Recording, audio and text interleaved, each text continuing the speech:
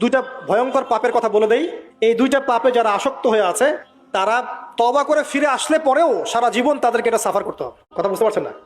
তওবা করে ফিরে এসেছেন মনে করেন, তারপরেও আপনাকে সারা জীবন এই পাপের ফলটা ভোগ করতে হবে। এক, মাদক দ্রব্য দীর্ঘদিন সেবন করেছেন, তওবা করেছেন, ফিরে এসেছেন, আল্লাহ হয়তো মাফ করে দিয়েছেন, আল্লাহ পাক মাফ করে দিয়েছেন, বাট আপনি আপনার দেহের যে ক্ষতিটা করে ফেলেছেন এটা পোষাতে পারবেন না। দুই, তখন আপনি যদি বিয়ে করেন আপনি স্ত্রীকে সন্তুষ্ট করতে পারবেন। দুই নাম্বার হচ্ছে এই যে গোপনে যুবকরা যে পাপটা করে, মাস্টারবেশন, যেটাকে আমরা বলি হস্তমৈথুন, এই পাপ যেসব যুবকরা করছে বা করে, এবং অ্যাভেলেবেল এই পাপটা সবাই করে, কারণ এখন পর্নের যুগ, পর্ন দেখলে তো আর কোনো উপায় নাই, তখন তো এই পথেই যেতে হচ্ছে, নিজের উপরে নিজেকে জুলুম করতে হচ্ছে।